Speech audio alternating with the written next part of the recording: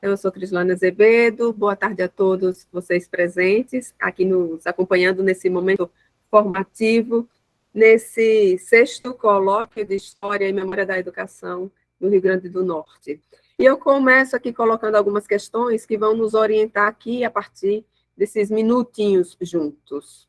Então, são questões simples, né, ou aparentemente simples, mas que nos colocam diante da operacionalização da pesquisa histórica. Mas, se é da pesquisa histórica, então seria trabalhar com legislação, seria operacionalizar algo geral da pesquisa histórica, ou será que haveria algo específico sobre o uso da legislação como fonte? E por que fazemos essa pergunta? Porque a fonte legislação é uma fonte considerada de caráter oficial. E as fontes de caráter oficial, ou seja, provenientes do Estado, essas fontes foram alvo de críticas sistemáticas durante o processo de renovação da história ocorrido no início do século XX. Se é uma fonte oficial, se foi alvo de críticas, por que que nós estamos hoje, em pleno 2022, discutindo sobre a legislação como fonte, a importância da legislação como fonte, as possibilidades da legislação como fonte? Haveria algo de específico? Por que discutir isso, sendo ela uma fonte oficial? Ainda é considerada uma fonte rica, passível de ser utilizada nas pesquisas em história da educação, de modo a possibilitar-nos avanços ou consistência na produção do conhecimento histórico? São questões que nos encaminham para pensar sobre a utilização desse tipo de fonte nas pesquisas da história, em história da educação, e, para tanto, partimos de um pressuposto, que é o pressuposto que orienta nossa leitura, que é de que, apesar de a legislação representar a educação na sua face ideal, portanto, na sua face planejada, idealizada, esperada, né, que se efetive, portanto, ela só vai dizer uma parte do que se esperava que se acontecesse.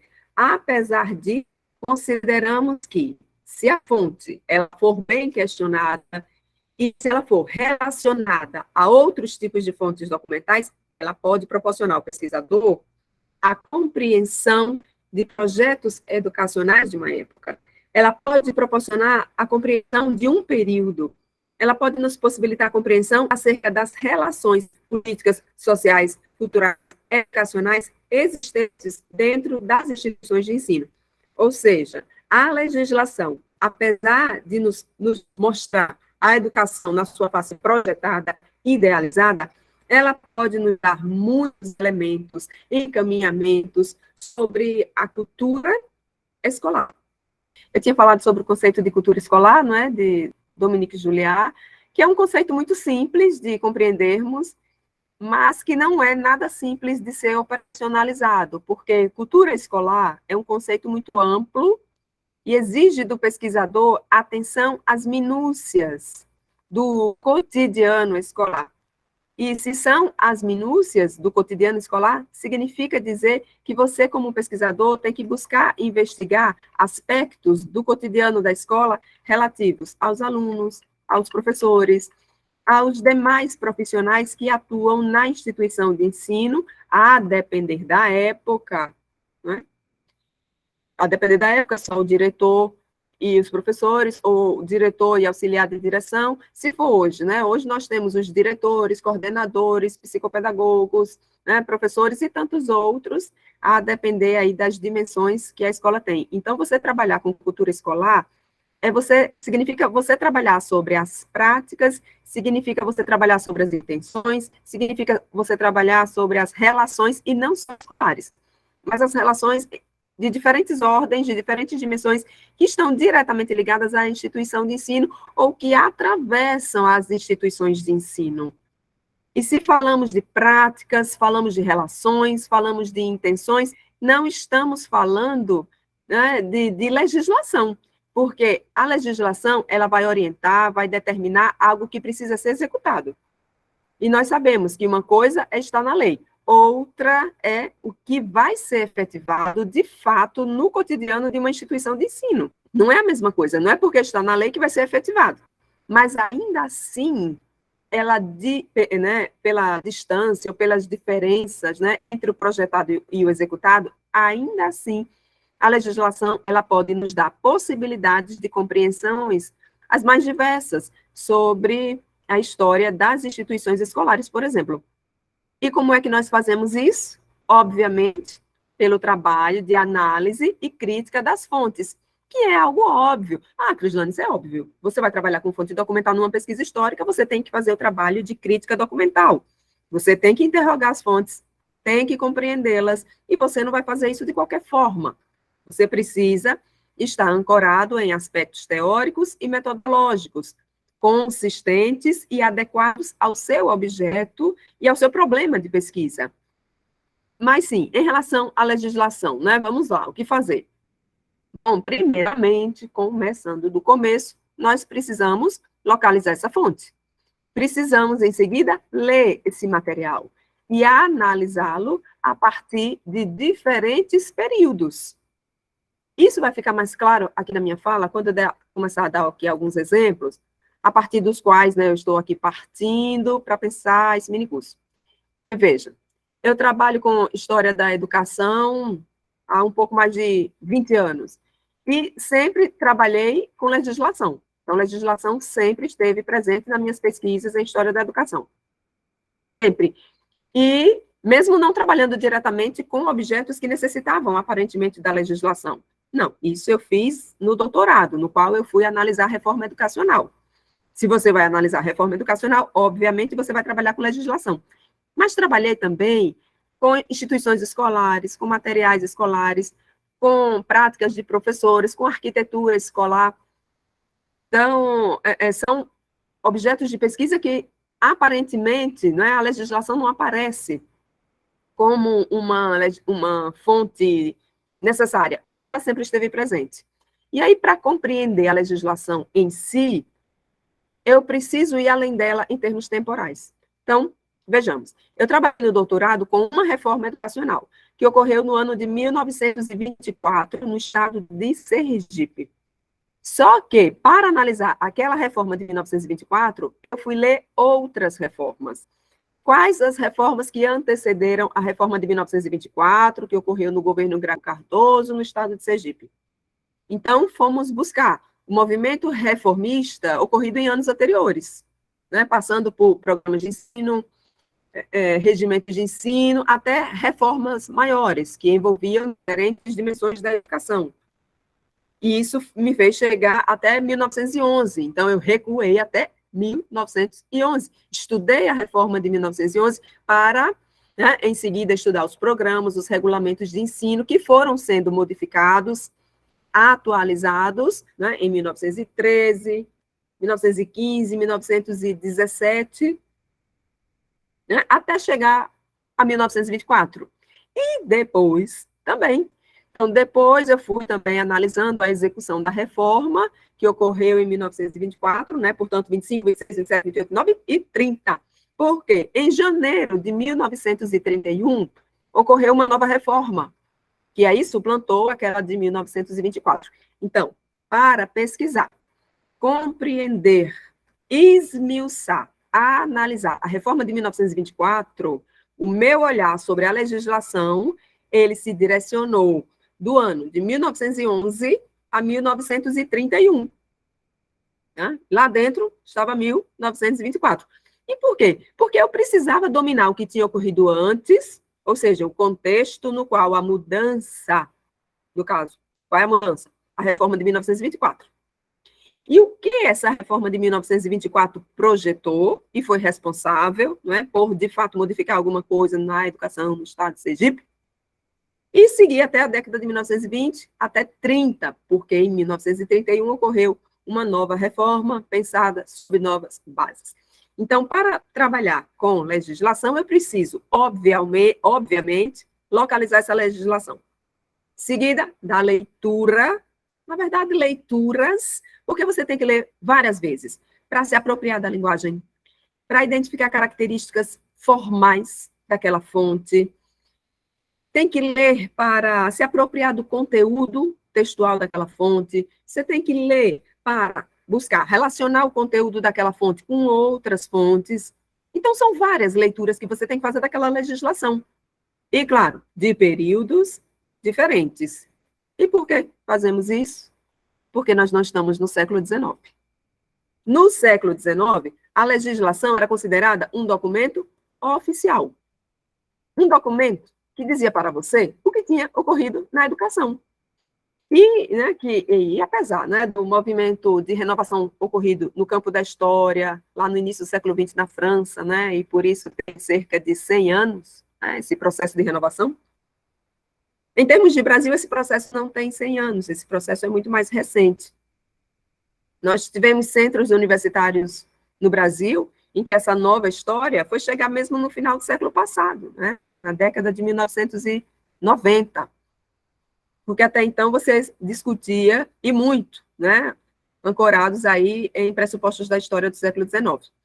E isso, né, esse movimento reformista, ele caminha em passos não tão largos, rápidos assim, não só na história, ele ocorre nas ciências humanas e sociais de um modo geral. Porque você vai ter, por exemplo, com Fernando de Azevedo, né, o sociólogo Fernando de Azevedo, uma defesa do uso desses documentos, que para ele era um dos mais importantes, preciosos documentos para o estudo da evolução de uma sociedade, né? E do caráter de uma civilização. Segundo ele, não é? Essa evolução da sociedade, ela podia ser encontrada na legislação escolar. Ou seja, é uma defesa que ele faz desse tipo de documento. Agora, veja, é uma defesa que ele faz, né, que é localizada, datada, ele fala de um tempo, fala de um lugar específico, né, de um tempo e um lugar específico, e é num tempo em que a história, como área de conhecimento científico, não tinha sofrido ainda no Brasil esse processo de renovação teórica e metodológica. Uma renovação que nos obriga a trabalhar com as fontes de modo interpretativo e contextualizado. E isso precisa ser feito com a legislação. Precisamos interpretar a legislação de modo contextualizado, em termos de conteúdo, obviamente, mas em termos também de conceito, fonte histórica. E aí, nesse sentido, é que a legislação ela possa ter um peso considerável, né, em relação ao que poderia se considerar de educação em um determinado período, em termos de investigação histórica contemporânea, o que nós temos que primar é pela qualidade da análise documental. Porque, veja, ó, durante muito tempo no Brasil, né, se vocês forem buscar teses, né, defendidas em educação, na década de 1990, por exemplo, nós vamos encontrar teses que os seus pesquisadores utilizavam a legislação na sua pesquisa como uma prova, né, daquilo que, de fato, tinha acontecido. Isso não cabe mais hoje. Então, né, vamos aqui no minicurso pensar um pouquinho sobre que fonte é essa, que tipo de fonte é essa, que chamamos de legislação educacional.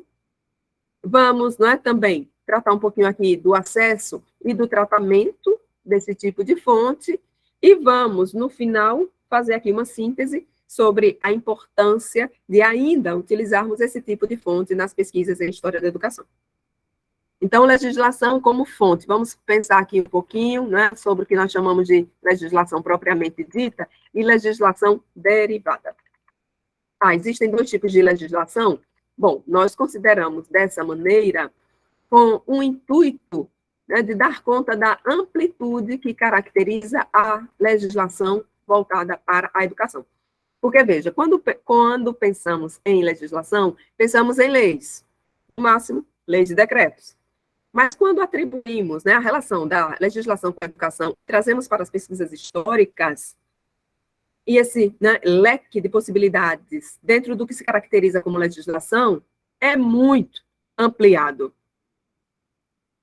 Dito de outro modo, consideramos como legislação educacional tanto os documentos que são oriundos do Poder Legislativo, quanto aquela produção, né, de orientações, de normas legais que são provenientes do Poder Executivo. A exemplo de ensino, regulamentos de ensino, códigos de ensino. que são decorrência, a produção decorrente de algumas leis, votadas pelo legislativo, como textos, né, relativos às reformas, por exemplo. Dessa forma, é que consideramos a legislação como uma legislação geral, proveniente do poder legislativo, e a legislação que denominamos de legislação derivada, provenientes do poder executivo, relacionada com as ações daqueles que estão mais ligados às vivências concretas das escolas. Porque, vejam, se você tem contato com programas de ensino de determinada instituição escolar da década de 30 ou 1940, ora, por meio dos programas, você tem acesso aos conteúdos que deveriam ser trabalhados na escola, às disciplinas que deveriam fazer parte daquele currículo, né, daquela escola, mas não só. Pelos programas de ensino, você tem acesso a informações relativas à organização das classes, à organização dos alunos, ao trabalho do professor, sobre os métodos que ele utilizava. E esses elementos vão contribuindo para o desenvolvimento da sua compreensão acerca daquele estado de coisas e acerca das mudanças e permanências que fazem, ou fizeram parte da educação daquele determinado município, estado, país, no decorrer de um determinado tempo. E isso é preciso, porque senão você não consegue perceber que mudanças eram intencionadas, quais mudanças foram implementadas, de que forma elas foram efetivadas, quais as dificuldades que as mudanças tiveram que enfrentar para se fazerem concretas, quais as dificuldades para se reformar a educação e o ensino escolar em determinados períodos de tempo, em certos lugares. Nós não conseguiremos perceber, de fato, real movimento da sociedade, esse real movimento dos sujeitos que fizeram parte de determinada experiência. Nós não conseguiremos perceber isso se nós não formos para a legislação derivada. Não vamos. E o que é que nós estamos chamando de legislação derivada? Os regimentos, os códigos de ensino, os programas de ensino, mas também outros, né? Como nós vamos dar exemplos aqui mais adiante. Mas antes de seguirmos aqui com essa observação sobre os diferentes tipos de fontes, queria fazer uma observação aqui. Porque, vejam, se nós estamos tratando de pesquisa histórica, nós precisamos atentar para um aspecto, que é o tempo. Porque, veja, se nós formos fazer uma pesquisa relativa ao Império, por exemplo, ora, a legislação no período imperial era uma relação diferente do que nós temos hoje na República. Tanto a República do século XX quanto a República do século XXI. Tá? Então, no Império, nós tínhamos um governo central, do qual né, a legislação né, emanava do poder central, né, do imperador, com uma força de lei semelhante à que nós consideramos hoje como responsabilidade do poder legislativo. Ou seja, o poder executivo ele poderia estabelecer medidas sem necessariamente ter a autorização de um poder legislativo. Então, a medida ela poderia não ser decorrência de um poder legislativo, como nós vamos ver a partir da República.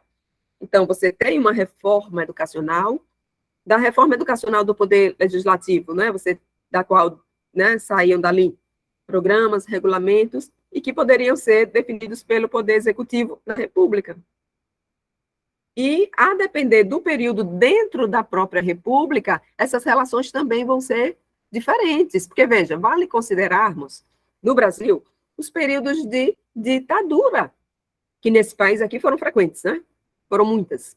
Então, qual a relação que se vive neste país, a depender do período, que relações se estabelecem, né? Entre o poder central, né, que está lá na capital do país, e os poderes locais. No caso do Império, as províncias. No caso da República, estados.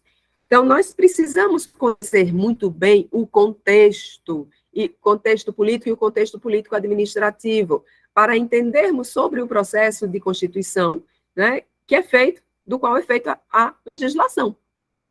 Tá? Não sei se ficou claro isso que eu acabei de dizer, em relação ao executivo e legislativo, que, veja, cabe ao poder legislativo né, a produção das leis, mas a força desse poder vai depender do regime político do país. E aí, ao trabalhar a determinado tipo de fonte, ao trabalhar com né, fonte X, eu preciso conhecer os processos de constituição daquela fonte X. E o período que ela foi construída. Porque se eu vou fazer uma pesquisa, né, lá, sobre a década de 1950 no Brasil, então eu preciso conhecer muito bem os processos de constituição daquele contexto da época.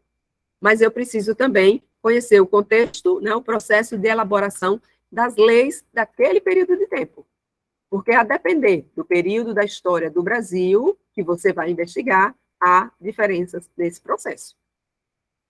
Há períodos em que você vai identificar, por exemplo, que há a presença de sujeitos, né, de uma época que nem ocupavam posições mais centrais na administração pública, que ocupavam cargos, funções intermediárias na administração pública, mas que tinham a possibilidade também de criar normas que entravam em funcionamento atingindo toda a rede de ensino, por exemplo, né? E, ou seja, com um efeito quase de lei. Tem um exemplo, né, nesse sentido, lá do início do século XX, de 1913, né, que é em relação ao Sergipe, tá?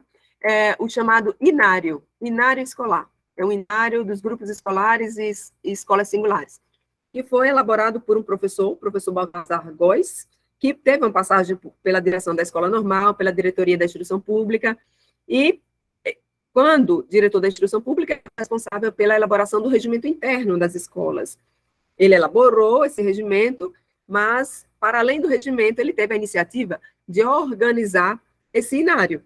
E ele registra, né, essa iniciativa no relatório que ele envia para o presidente do Estado e justifica, né, a importância desse documento, né, e explica a disposição dele para organizar essa obra. Não é uma obra cujos hinos foram criados por ele, né, era um documento que estava dividido em duas seções, os hinos patrióticos e os hinos militares. Os hinos patrióticos, né, hino de bandeira, né, hino da República, hino nacional, e tinha a segunda seção, que era dos hinos escolares, voltados para temas que vão estar demarcando os títulos dos hinos, e que é de autoria, em grande parte, de intelectuais da época. Eu acho que tem um hino que foi feito por uma professora e que foi incorporado à obra. Enfim, ele, né, reuniu hinos em um documento chamado Inário, né, das escolas primárias, né, do estado de Sergipe, e que foi ali, entrou como uma determinação, por meio de portaria, que por meio, né, do trabalho dos professores, diariamente, tinha um trabalho com hinos. E o sábado letivo, né, era dedicado, inclusive, para o ensaio do cântico daqueles hinos, a partir do inário. Ou seja, não tinha uma lei que saiu do Poder Legislativo dizendo que aquilo ali tinha que ser feito. Mas um profissional que estava ligado ao serviço de instrução pública fez, né, informou ao presidente do Estado, né, via diretoria de instrução pública, isso foi na época em que ele foi diretor de instrução pública, e pôs para funcionar. Isso passou a interferir, né, na cultura escolar das instituições, porque o INARI tinha que ser contado por todas as escolas primárias, fossem escolas isoladas, escolas reunidas ou grupos escolares. Ou seja, uma prática que tinha que estar fazendo parte do cotidiano das instituições, tendo ou não festas, tendo ou não celebrações cívicas, mas era um processo que ia interferir diretamente no processo de desenvolvimento daquelas crianças.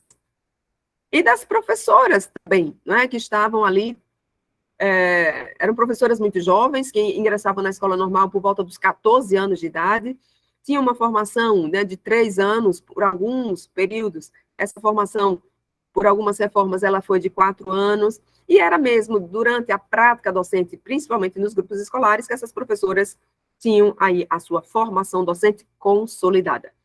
Então, por meio de uma prática como essa, que não saiu do Poder Legislativo, a interferência, né, para toda uma rede de ensino, ela ocorreu.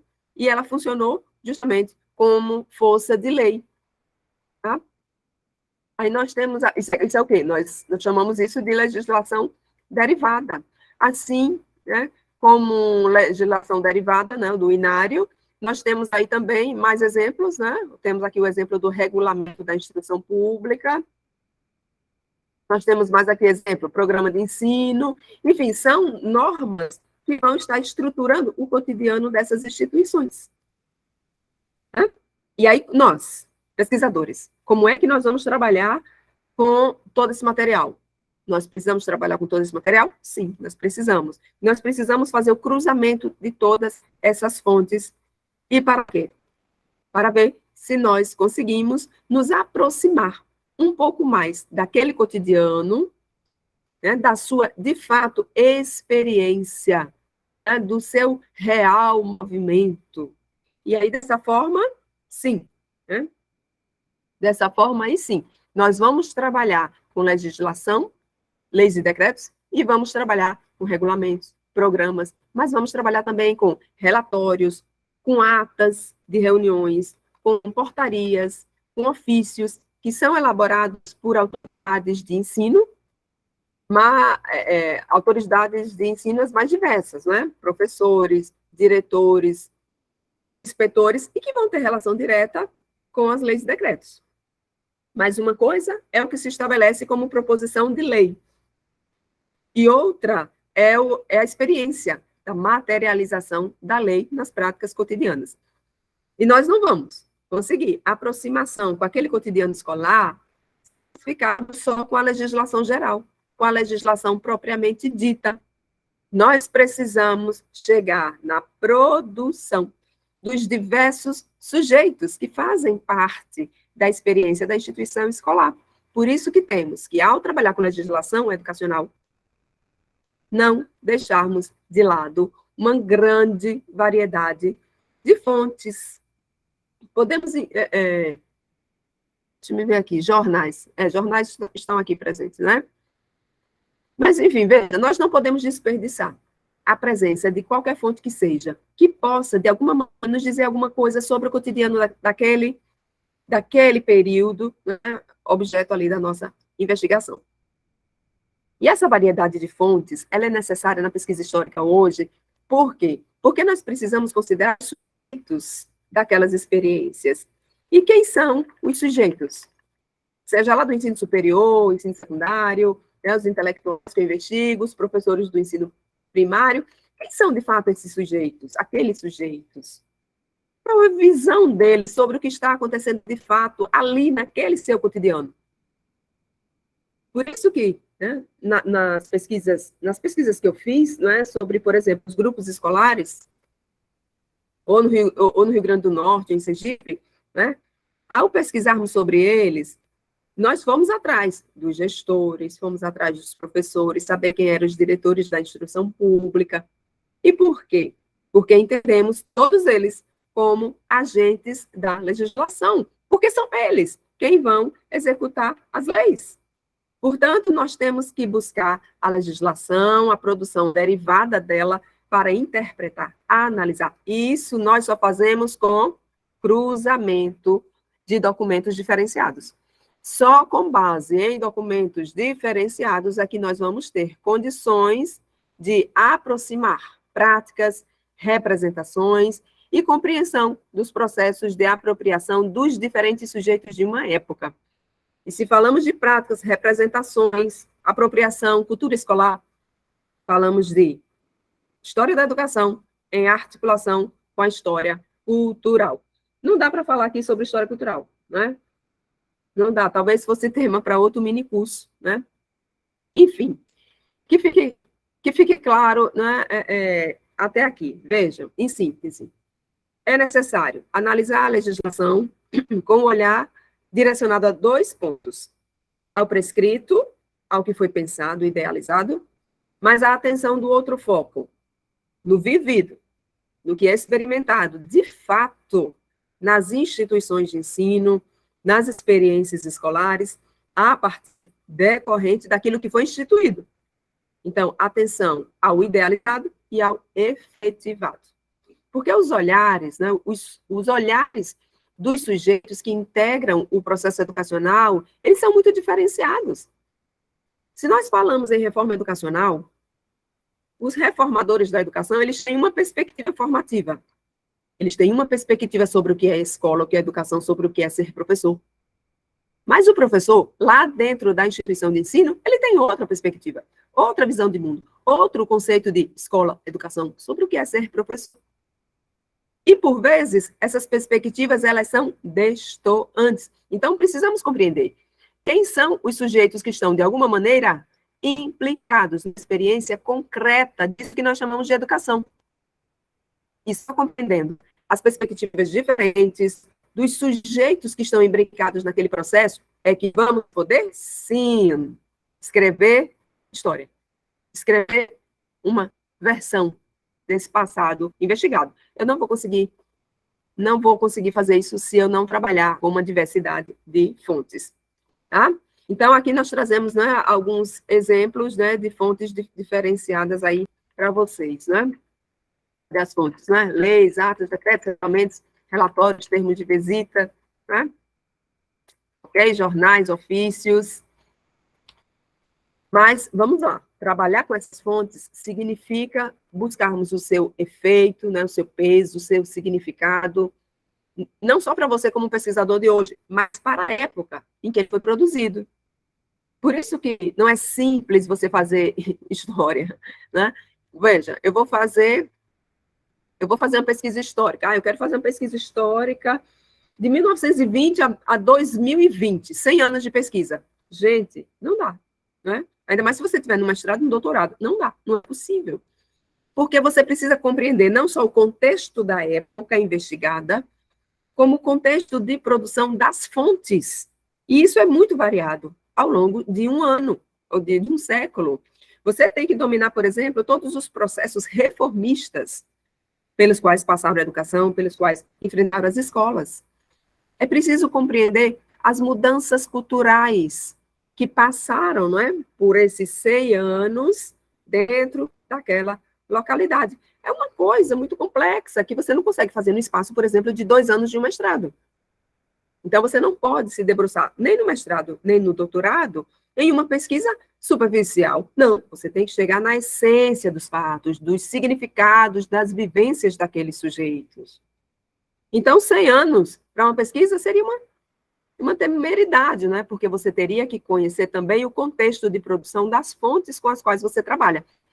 Porque sem isso, não se tem condições de analisar o conteúdo dessas fontes e a representatividade que elas têm em termos informativos, em termos de alcance, em termos de intencionalidade.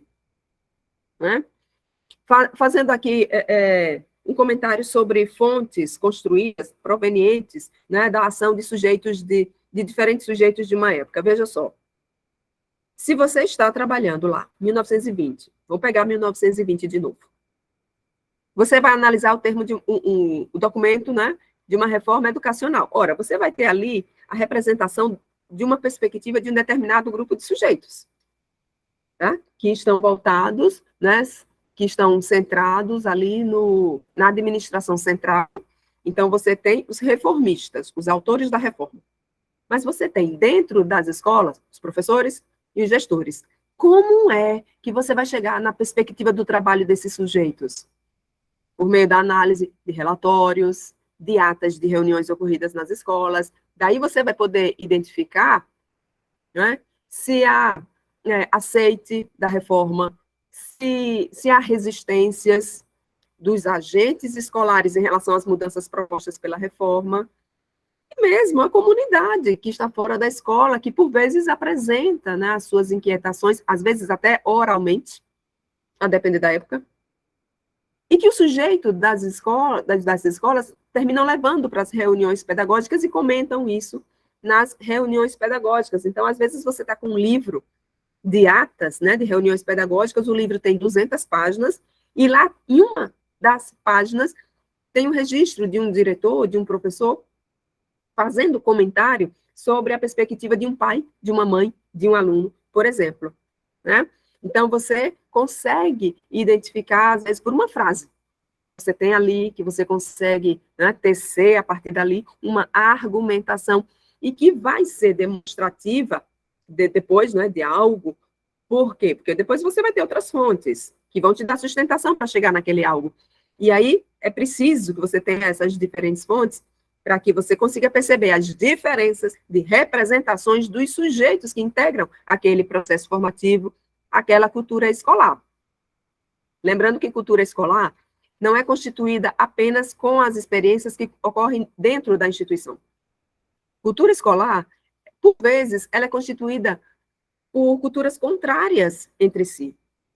Porque uma coisa é a cultura de quem tem que executar a lei, os professores. Outra é a cultura de quem elaborou a lei, o reformador, os reformadores, né? São diferentes. E sobre representações? O que é que envolve representações?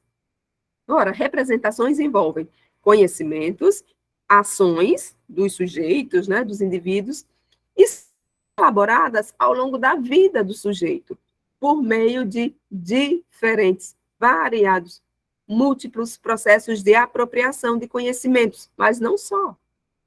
Apropriação também de saberes, de experiências, que podem ser teóricas e práticas. E daí, como cada sujeito tem as suas próprias experiências, cada sujeito vai ter os seus próprios interesses, os seus próprios conhecimentos. E esse conjunto de conhecimentos próprio de cada um vai ter implicações na forma como cada um dos sujeitos vai assimilar novas informações, conhecimentos, experiências que vão ser proporcionadas na sua vida.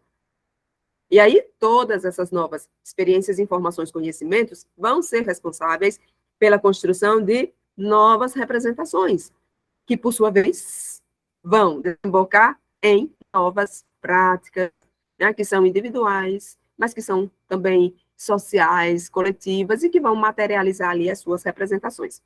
Tendo essa consciência, né, no trabalho com representações,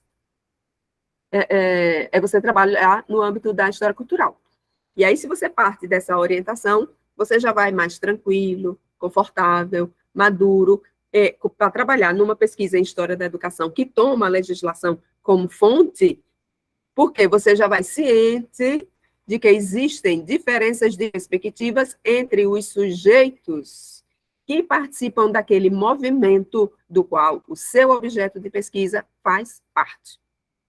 Compreender tudo isso é compreender a história, é compreender que a sociedade ela é marcada por contradições, e isso nos leva a uma compreensão mais amadurecida sobre os processos de mudança e os processos também que desembocam em permanências via legislação. E assim vamos buscar a compreensão dos porquês das permanências. Nós só podemos, inclusive, falar de história se nós trabalharmos com atenção às mudanças e às permanências. E eu não vou conseguir captar, compreender, perceber e explicar mudanças e permanências se eu não trabalhar o meu objeto dentro de um marco temporal muito bem estabelecido, mas com atenção ao que o antecede temporalmente e o que o sucede temporalmente. E isso só conseguimos com formação consistente. Por isso que costumo dizer que a falta de uma formação consistente, né, ela pode levar a produção do historiador da educação a uma produção episódica, ensimesmada, tá? Sem a identificação das suas variáveis, das suas múltiplas determinações que lhe deem sentido a uma produção sem relação com o todo, tá? Uma produção instável, né? Insustentável para a ciência histórica contemporânea. Porque, vejam, se explicamos a educação em perspectiva histórica, ela deve envolver contextualização, relação das partes com o todo e deste todo com as partes específicas que o integram e que o definem como um todo. Isso encaminha o pesquisador a uma análise atenta a 3 dimensões que se distinguem no tempo. Quais são elas? Contexto prévio, a ação da mudança. Só existe história porque existe mudança, não é? E 3, o estado resultante da mudança, os efeitos da mudança, né? Se o pesquisador, vamos lá, trazer de novo aqui a reforma de 1924. Se eu, como pesquisadora, decido que vou pesquisar, por exemplo, uma determinada reforma, localizada em determinado espaço, período, o ano, 1924, primeiro, eu preciso ter conhecimento de como estava aquela instrução pública nos anos anteriores. Para tanto, eu preciso o quê? Me apropriar das políticas e dos discursos educacionais que são anteriores ao 1924, né? Década de 20, entre os quais vão estar aí a reforma, por exemplo, de 1911. Quem é de Sergipe sabe, né? Lá em 1911, governo Rodrigues Doria. E aí sim, eu vou começar a desenvolver condições para analisar o meu objeto, que é a reforma de 1924. Ou seja, eu conheci o contexto prévio no qual a mudança foi estudada, pensada, implementada. Conheci o contexto prévio? Ótimo. Aí eu vou pensando, estruturando o trabalho de modo a perceber o desenvolvimento, a estruturação da reforma de 1924, porque ela tem que representar uma mudança. E aí eu vou buscar identificar seus propósitos, seus limites, as suas possibilidades, as suas resistências, suas contradições, o que foi que dela fracassou. Ou seja, eu vou buscando os resultados daquela ação de mudança, que foi a reforma de 24, quais os resultados das ações das mudanças para os sujeitos daquele período. Ou seja, eu busco uma explicação histórica que deve considerar a ação da mudança em relação ao seu contexto de produção. Ou seja, os resultados da ação, né? Da mudança, ação da mudança. Ação da mudança, óbvio, em relação ao que já havia sido estruturado anteriormente, né? Portanto, no caso específico aqui, reforma de 1911, que foi sendo atualizada com base na alteração de pequenos detalhes nos programas e regulamentos e nos programas de ensino, né, de 1913, 15, 16, 17. Tá? Ficou claro isso, gente? Tá? Em síntese, né? O que é que nós devemos fazer? Nós devemos fazer uma referência à complexidade de um processo, que envolve antecedentes e consequentes, para que a nossa produção na história da educação não seja uma produção em si mesmada, que trabalha local pelo local. Isso não é pesquisa histórica, nos moldes da pesquisa histórica contemporânea século XXI. Né? Bom, vamos avançar, né? Acho que eu falei muito aqui, vamos trabalhar aqui acesso e tratamento às fontes. Vamos pensar um pouquinho sobre isso. O acesso às fontes legais, sobretudo leis e decretos, hoje o acesso está muito mais facilitado do que na época que eu fiz doutorado, por exemplo, né? Quando eu fui fazer doutorado, eu tive que comprar uma máquina fotográfica, né, caríssima, lá em 2007, e tive que ir para os arquivos, tive que ir para o Instituto Histórico, Arquivo Público, fui para o Arquivo de Secretaria de Educação, fui buscar na sede de instituições escolares criadas na década de 1920, para ver se localizava algum documento para fotografar. Hoje, nós temos uma facilidade, né, muito maior com os repositórios digitais, com bibliotecas online. Isso facilita demais o trabalho do pesquisador, otimiza absurdamente o tempo para a produção da pesquisa, mas, caso o pesquisador ainda assim não encontre documento no que diz respeito a leis e decretos, né, essa localização ela tende hoje ainda a ser facilitada. Por quê? Porque como fontes legais, né, considerada, né, no seu processo de constituição, início do século XX, né, e império também, o que era que se fazia? Né? O poder público financiava a impressão dos documentos legais, de leis e decretos, na forma de coletâneas. Então, nós temos coletâneas de leis e decretos, né? Muitas vezes uma mesma obra traz leis e decretos, né? A depender do estado, traz leis e decretos de 2, 3, 4, 5 anos. Então, são obras medianas ou grandes, né? Enfim, de dimensões variadas, que trazem, né, num mesmo volume, um volume muito grande, né, de leis e decretos. Isso facilita muito a vida do pesquisador, né? Mas em relação a essa legislação geral. Em termos de legislação derivada, muito nos ajuda hoje o trabalho de repositórios, né, os repositórios institucionais, as bibliotecas online e trabalhos também de grupos de pesquisa. Então, trazemos aqui 2 exemplos para vocês, né? O trabalho, por exemplo, do pessoal da Universidade Federal da Paraíba, né? Aqui do Antônio Carlos Pinheiro, da Cláudia Cury, né? Intitulado aqui, né? Fontes para a História da Educação da Paraíba Imperial, né? Fontes para a História da Educação da Paraíba, né? Nós trouxemos aqui exemplo de 2 volumes, tudo relativo ao Império. Tem o trabalho também, né, coordenado pela professora Rosa Fátima de Souza, voltado para o estudo da escola primária no Brasil. É mais limitado no tempo, porque pega só a Primeira República, 1889 a 1930, mas, em compensação, não se refere só a São Paulo, né, onde ela atua profissionalmente. Trata-se do resultado de uma pesquisa que envolveu todo o país, então você encontra nesse material legislação derivada de tudo quanto é Estado.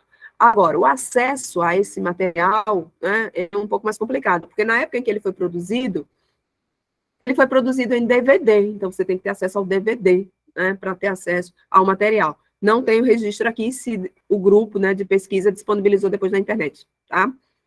Mas, enfim, em termos de pesquisa, né? Porque, veja, eu acho que já ficou claro aqui a necessidade de muito e grande investimento do pesquisador para trabalhar com essas fontes, não é? Não é um trabalho simples e rápido.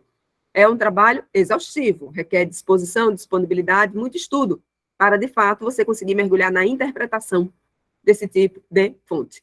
Então, para começar, vale a pena aqui colocarmos como um exemplo para pensar na constituição desse tipo de fonte, como eu frisei aqui, né? A necessidade de conhecermos o processo de constituição desse documento. Então, é importante que, se possível, tenhamos acesso às atas das sessões das Assembleias Legislativas, nas quais os projetos de lei, né, foram postos em discussão e votação.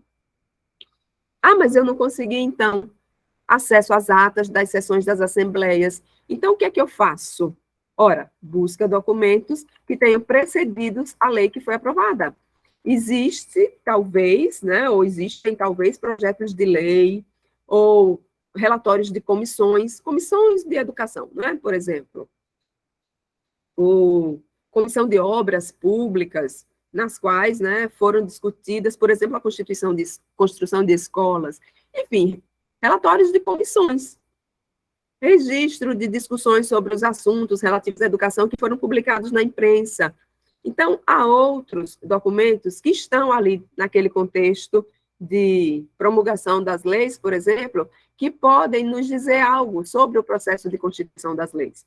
Por isso é que fomos buscar, não é, toda a produção legal que antecedeu lá a reforma de 1924 em Sergipe. E fomos, né, de 1911, quando identificamos, né, a realização de uma outra reforma no Estado, que foi, em 1911, responsável pela reabertura da escola normal e a instituição dos grupos escolares no Estado de Sergipe. Dali em diante, nós fomos estudando tudo para compreender muito bem o cenário no qual foi pensada e posta em execução a reforma de 1924.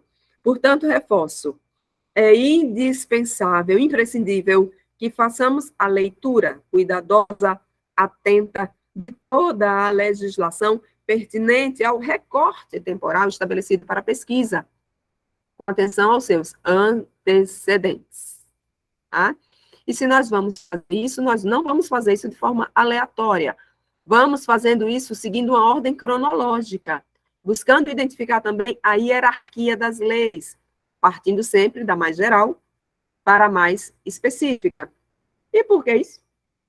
Porque essa leitura em ordem cronológica e hierárquica, porque isso vai facilitar o seu processo de comparação, de identificação das particularidades e de melhor identificação das articulações que ocorrem entre as leis e procurando identificar também as ausências, as lacunas que existem entre elas ou que perpassam todas elas. Isso vai nos ajudar a entender com maior claridade, segurança, as transformações, as permanências, as continuidades, as rupturas.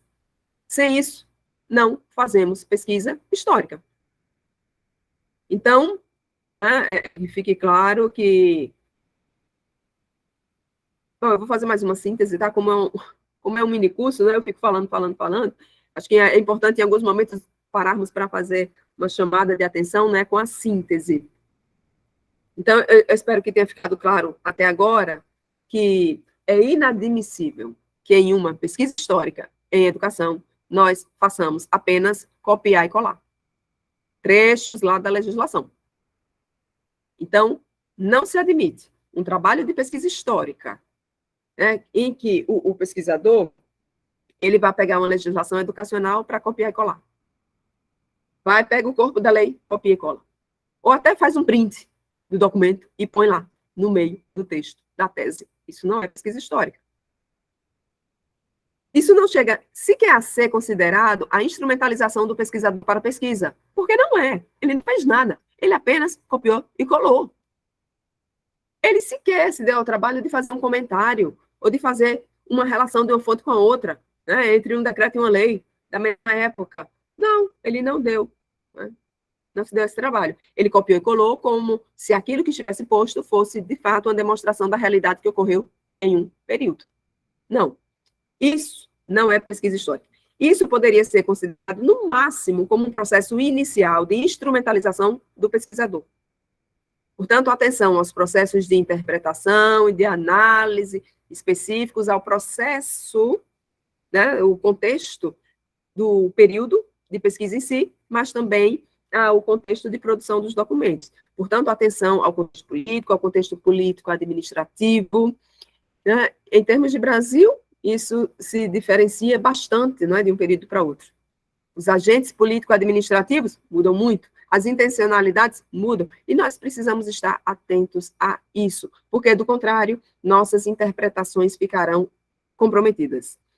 E se nós falamos de educação, né, de uma época, vale a pena se considerarmos também no tratamento das fontes relativas à educação, a, a relação da legislação educacional com a legislação de outros setores da sociedade, né? Para verificar como é que elas se relacionam com a educação. E aí vale como exemplo as leis orçamentárias. Ora, se nós falamos de educação, nós falamos talvez da pasta dos serviços públicos, a depender da época, não é? Em termos de dimensões, falamos da maior pasta, né? Pela sua dimensão, pelo atendimento de pessoas que são diretamente atendidas por ela. Então, nós não podemos falar da educação sem falarmos em orçamento, que é algo que, né, inclusive, nos últimos anos, tem mexido conosco bastante, né? Inclusive nesta semana, né? Nós estamos aqui a 30 de novembro e antes de ontem, dia 28, nós tivemos mais um corte no nosso orçamento, né, aqui no ensino superior, prejudicando ainda mais o nosso funcionamento, né? Então, nós não podemos falar em educação sem falar de orçamento. E aí vale a pena, seja qual for a época em que nós estamos pesquisando, vale a pena darmos uma olhada também nas leis orçamentárias. Elas têm muito a nos dizer sobre os cuidados para com a educação, sobre o que foi efetivado na educação e o que foi desconsiderado na educação. E aí depois, com base em outras fontes, nós vamos buscar identificar e interpretar os porquês sobre o que foi considerado e sobre o que não foi considerado. Tá? Então, em termos de síntese, tá? E aí na síntese terminamos repetindo algumas coisas, tá? Acho que é importante repetir algumas coisas porque é muito complexo. Veja, o que é que nós devemos fazer ao trabalhar com esse tipo de fonte? Falando de tratamento de fontes, falando de nós precisamos conhecer muito bem qual é a origem dessa fonte, ou seja, eu tenho que estudar como é que funciona o contexto no qual essa fonte foi construída, como é que funciona a máquina político-administrativa da época, para saber como é que aquele documento pode ser pensado, né, efetivado. Então, eu preciso conhecer a origem da fonte. Eu preciso contextualizar o documento, né, o documento que eu peguei lá no arquivo, né, presencial ou digital. Eu preciso cuidar da contextualização do documento. E para que isso? Para entender o texto no contexto. o texto da lei no contexto da época. E isso envolve, né, quando eu digo conhecer o texto, envolve o domínio até do significado das palavras, das expressões que são usadas ali, no corpo da lei. Porque, muitas vezes, no próprio espaço de 100 anos, que em termos históricos é pouco tempo. Para a história, 100 anos é o quê? Um século? Muito pouco tempo, né? Então, mesmo dentro desse pouco tempo, 100 anos, por exemplo, tem palavras que têm significado modificado. E aí nós precisamos, por isso, conhecer o texto no contexto. Isso significa contextualizar o documento. 3, cruzamento de fontes. Comparação entre informações que são apresentadas nas fontes, justaposição de documentos, relação entre texto e contexto, identificação de mudanças e permanências, estabelecimento de constâncias, de rupturas. Isso significa o quê? Em síntese, cruzamento de fontes. Eu não posso falar em cruzamento de fontes se eu não falar em diversidade do acervo da minha pesquisa. Então, eu vou trabalhar com legislação, né, como fonte. Então, não significa nem de longe trabalhar só com leis e decretos. Nós temos que caminhar, né, para além, inclusive, dos programas de ensino, dos regimentos. O acervo precisa ser ampliado para nos dar conta, de fato, das condições para percebermos o movimento real do nosso objeto de pesquisa. E quando fazemos essa relação, contexto, não só da época, mas o contexto de elaboração da legislação, isso dá uma segurança muito grande ao pesquisador. E segurança também ao leitor. Porque o leitor precisa sentir segurança na leitura que ele faz do texto histórico. Porque, do contrário, ele para a leitura no meio. Né? E isso é um prejuízo, né, no seu investimento formativo, né, muito grande. Porque, veja, ele não vai ter naquele texto histórico ali, de fato, aprofundado, que dá conta de um determinado período. Não, ele não dá.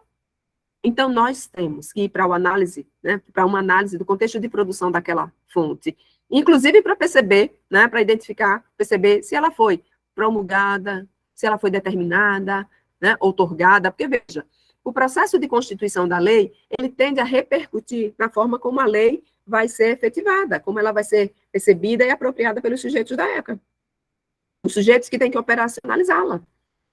Porque aí você já começa, como pesquisador, começa a perceber características do texto, né, para interpretar. Porque, veja, quando uma lei ela é promulgada, você tende a conhecer aquela produção como uma produção fruto mais de um processo um pouco mais democrático, né, no qual diferentes sujeitos participaram, discutiram. Já se uma lei ela é outorgada, você já sabe ali que não houve um momento de discussão, de contraposição de ideias, você sabe que você não tem.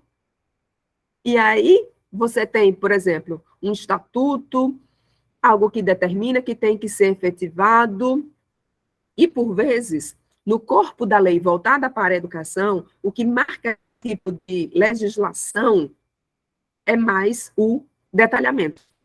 Um bom exemplo disso é a nossa atual BNCC. Você vai ler a BNCC hoje, você tem ali um conjunto de competências e habilidades, sobretudo as habilidades, não é? E que muitas das quais, inclusive, nem são habilidades. Estão ali nomeadas como habilidades, mas não são habilidades. E ali você tem um grau de detalhamento muito grande. E aí o que é que ocorre? O que é que marca muita daquelas habilidades? O grau exagerado de detalhamento, que retira a autonomia do professor sobre o que ele tem que fazer em sala de aula. Quanto mais detalhado é um documento legal em termos do que tem que ser feito pelo sujeito que está lá do outro lado, demarca ali uma característica que é a da não democracia das decisões sobre aquele processo formativo, né, que se intenciona executar com base em lei. Já quando a lei é promulgada, aprovada com base em discussão, em debates prévios, com públicos diferenciados, aí você tem uma legislação educacional voltada mais, né, para um caráter de diretriz. Como nós vimos no Brasil, durante aí, principalmente, período de 1996 a 2016. 2 décadas, portanto, em que avançamos muito na educação nesse país. Claro, não avançamos no ritmo mais rápido como gostaria, mas avançamos muito, né? Enfim, os problemas da educação brasileira, né, do final da ditadura militar, do final do século XX, grandes, mas nós avançamos muito entre 96 e 2016, e o que nós temos de materialização desse período, né, desse avanço do período, inúmeras diretrizes curriculares nacionais que nós tivemos promulgadas e que ainda estão em vigor, apesar da NCC. Dia, mesmo com seu caráter normativo, ela não podia pagar as diretrizes curriculares que nós temos no Brasil, que são, na verdade, exemplos, né? Podem ser tomadas como referências mundiais. Por quê? Porque elas são fruto do que nós discutimos em termos de cidadania, direitos, em nível mundial. Tá? Isso, em relação às discussões de diversidade, por exemplo, então, conhecermos o processo de constituição das leis, para conhecermos melhor como é que ela repercutiu junto aos sujeitos, né? Como foi que os sujeitos vivenciaram aquelas leis. E aí eu, claro, me refiro aqui principalmente aos professores e alunos, né?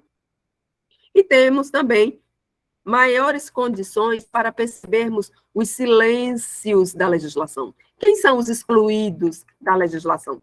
Então, não vamos abrir mão de buscarmos identificar aspectos que constituem os bastidores de produção das leis, porque esses bastidores, eles são uma riqueza, de uma riqueza discursiva muito grande, e que vai possibilitar aí o desenvolvimento do pesquisador, a maturidade do pesquisador para melhor apreender o seu objeto de pesquisa e discorrer sobre ele. Agora, é claro, o trabalho de cruzamento de fontes paralelo a esse estudo dos bastidores de constituição da lei, ele é necessário. É necessário que ele ocorra simultaneamente aí ao domínio do contexto político da época, para que o pesquisador tenha condições, né, de avançar, tá? Ou seja, precisa dominar o contexto histórico, social, cultural e político-administrativo do período em análise, para que se tenha condições de questionar adequadamente os documentos. Por isso, nós precisamos de uma delimitação muito bem clara, porque se você abre demais, quero pesquisar 100 anos da instituição. Tá bom, então você vai ter que dominar contexto político-administrativo, sócio-histórico, cultural e econômico de 100 anos. Vai dar certo isso? Se você tem 2 anos para fazer o mestrado? Claro que não. Então, delimite melhor o seu recorte temporal, para que você tenha uma pesquisa executável, viável. Isso você faz bem bonitinho na definição do seu problema de pesquisa. O seu problema de pesquisa não pode ser um problema para a sua vida. Não, ele tem que ser uma questão a ser investigada e que tem que ser respondida ao final dos seus 2, 3 anos de investigação. Porque, veja, você não vai dizer apenas o que intencionava colocar em prática determinada época. Você tem que investigar o que de fato aconteceu em determinada época. Porque você não vai ter acesso ao sucedido, porque o objeto de pesquisa histórica, né, ele já passou. Você não tem acesso a ele. Você vai localizar num determinado tempo passado algo sobre o qual você vai reconstruir uma versão. Você não vai ter acesso ao passado. Você vai ter acesso a fontes documentais que vão lhe dizer alguma coisa sobre esse passado. E que você vai ter o trabalho de organizar ali de modo inteligível para explicar para os outros. Né? Então, para isso, você não pode dizer apenas o que se intencionava fazer. Portanto, você tem que buscar o contraditório. Quais contradições marcaram o seu contexto de pesquisa? Ou seja, a análise do processo histórico, ela tem que envolver a compreensão, né, presente nas contradições que estão ali em meio a forças políticas, sociais e meios individuais dos sujeitos que estão envolvidos com a educação. Os sujeitos têm vivências as mais diversas e que vão ser afetadas por normas legais. E, por isso, nem sempre os sujeitos vão aceitar as normas legais. Por vezes, eles vão resistir e vão reagir. Não vão nem só resistir, eles vão reagir às normas legais. Eu mesmo me coloco exemplo disso. Né? Estou eu lá, como reforma de ensino médio, professora do ensino médio, com a reforma no ensino médio, que me obriga a retroagir curricularmente em pelo menos 50 anos.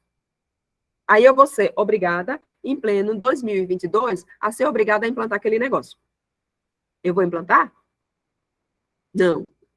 Eu vou resistir e eu vou reagir, porque eu não passei 4 anos para me formar numa licenciatura, não sei mais quantos anos no mestrado, não sei mais quantos anos no doutorado, para agora, em pleno 2022, e dar aula como se eu estivesse dando aula em 1971.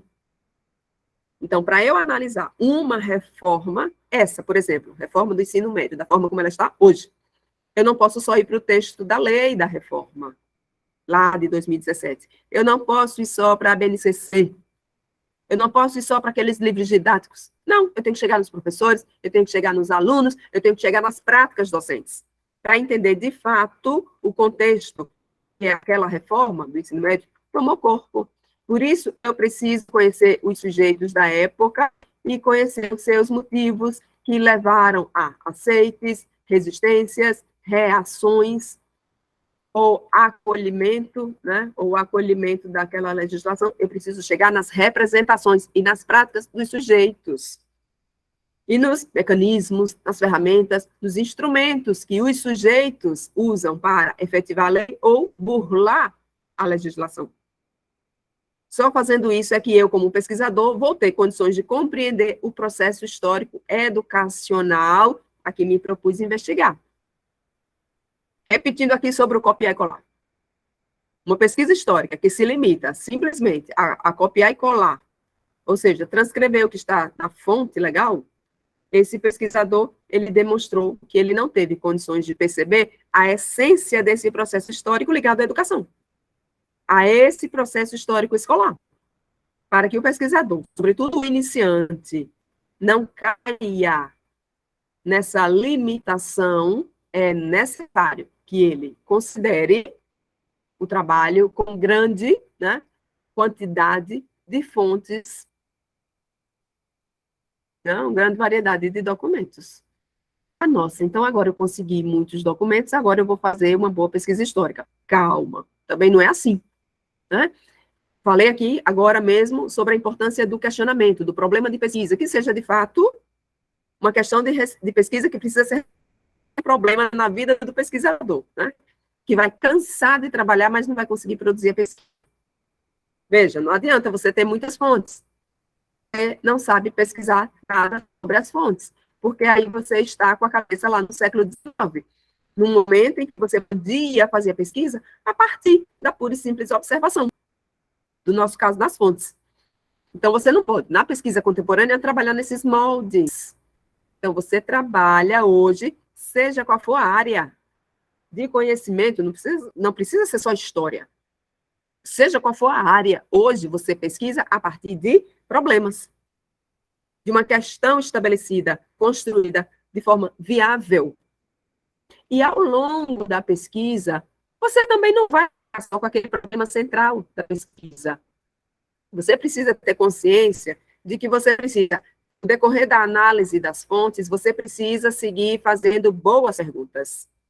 Boas perguntas às fontes. Porque se você não perguntar às fontes, não buscar o porquê das coisas, por que isso está sendo dito dessa forma aqui? Por que ele não considerou o papel aqui do sujeito XY? Não, se você não tem nenhuma pergunta, como é que vai ficar a sua leitura dos documentos? Ela pode não... E o risco de você fazer uma pesquisa muito mediana, ou seja, medíocre, é muito grande. Sem boas perguntas, os documentos eles não vão nos dizer nada.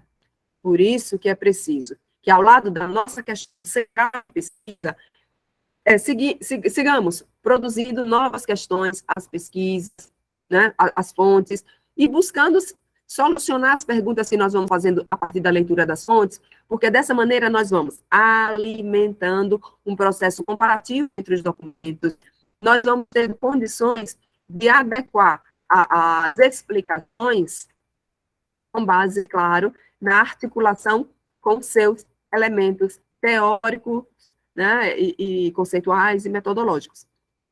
E assim, com essa postura, né, inquieta, de estar sempre questionando, o pesquisador ele vai amadurecendo enquanto tal.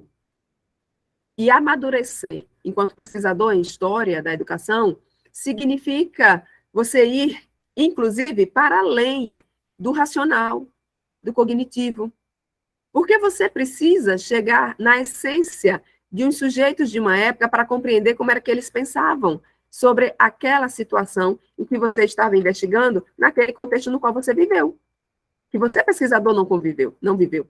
Então, você precisa, ao lado da capacidade de raciocínio, você precisa desenvolver capacidade de discernimento, e para isso você precisa de uma boa dose de intuição, com uma excelente dose de sensibilidade, que é alimentada, por sua vez, pela criatividade. Então, você precisa, como pesquisador de história da educação, equilibrar razão e uma boa dose, né, com uma boa dose de emoção.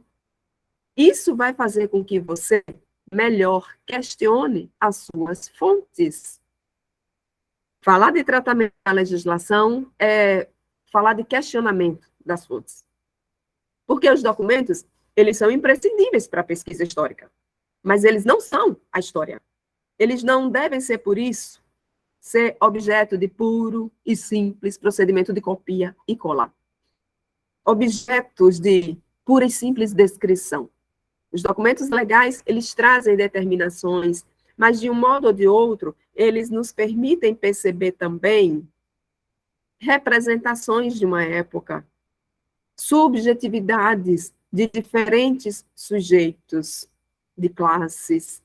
Vão nos dar muitas respostas, mas vão também nos dar condições de levantar muitas perguntas, que vão necessariamente à busca de novas fontes, de diferentes, né, proveniências. Então, né, atenção ao diálogo que fazemos entre as fontes, porque desse diálogo nós começamos a colher os primeiros resultados da nossa pesquisa.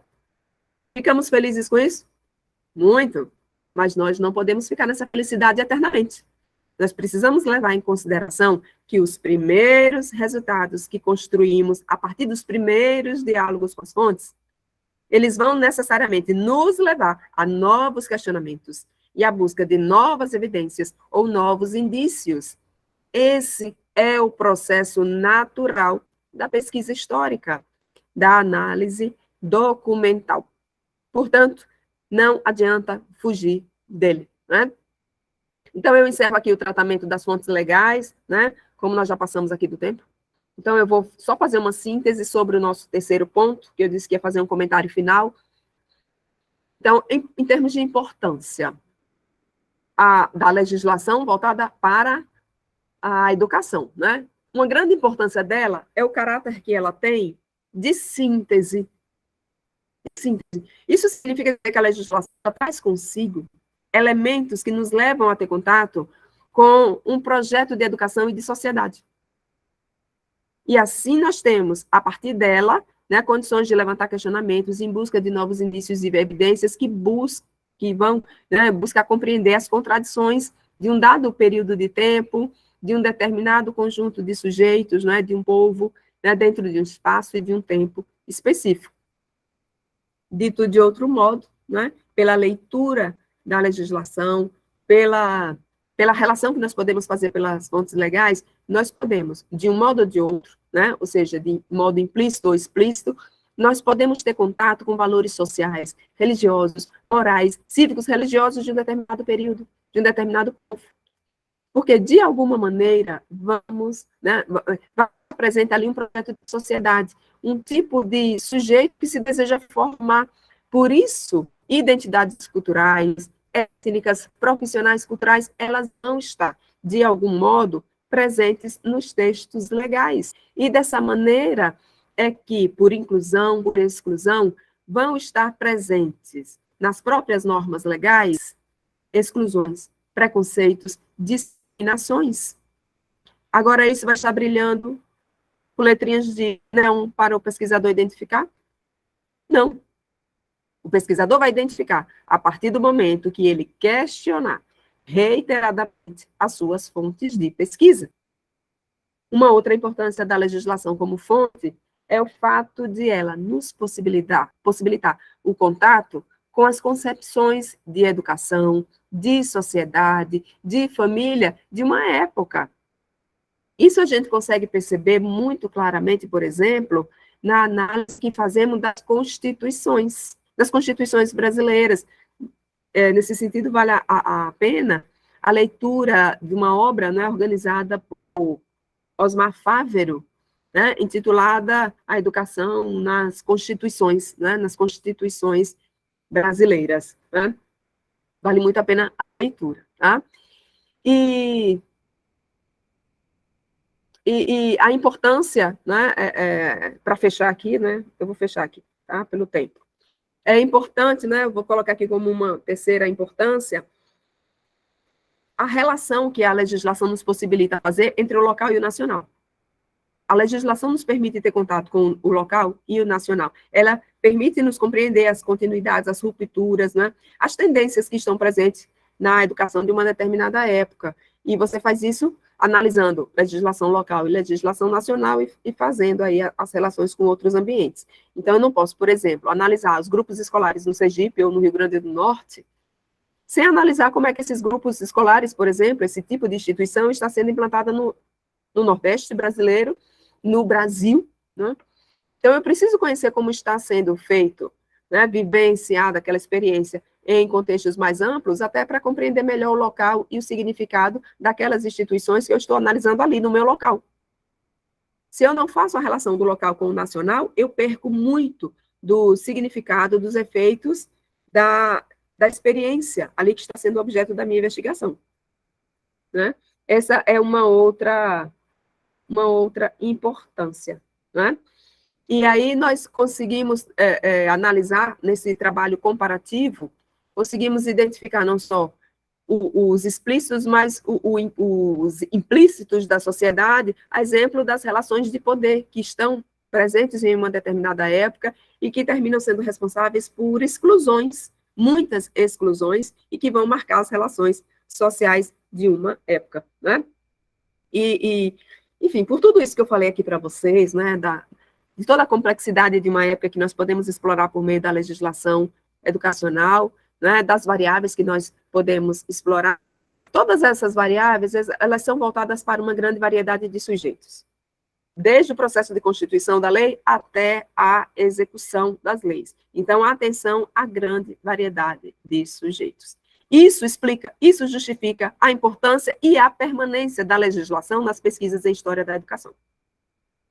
Então, as fontes legais, elas não nos trazem, né, a resposta. Hoje, essas fontes precisam ser consideradas não como uma possibilidade de resposta, como no século XIX, mas como um desafio que nos faz, né, passar por um exercício para que possamos chegar, de fato, de modo mais ou menos aproximado do movimento real do nosso objeto de investigação. E para não dizer que não falei das flores, né, eu tenho que repetir alguma coisa que eu sempre insisto aqui em todo lugar que eu vou e falo de pesquisa, que é preciso conhecer o contexto histórico. Portanto, é preciso dominarmos a produção bibliográfica que está ligada diretamente ao nosso objeto de pesquisa. Mas não só. Se essa produção bibliográfica ela não é direta, ela apenas tangencia o nosso objeto de pesquisa, nós precisamos também dominá-la, precisamos conhecê-la. É preciso que o potencial pesquisador, ou pesquisador iniciante, ou pesquisador experiente mesmo, né, mas num outro campo de investigação, e agora que se decidiu pela educação, é imprescindível que ele domine, compreenda o contexto no qual o seu objeto de pesquisa está inserido, que ele domine, que ele discuta a bibliografia sobre o seu tema de estudo, que ele mantenha-se em estado permanente de questionamento, portanto, de dúvida, de cunho científico, para adequar o seu olhar. E, claro, tenha sempre muita atenção à sua ética de pesquisa, porque isso é uma condição determinante para que você dê um tratamento adequado aos seus dados de pesquisa. E você produza, né, uma pesquisa histórica de fato consistente, o que vai, obviamente, né, requerer de você o domínio de um pertinente e sólido referencial teórico e metodológico. Bom, eu fico por aqui e abro aí uns minutinhos finais para a discussão com vocês. Muito obrigada.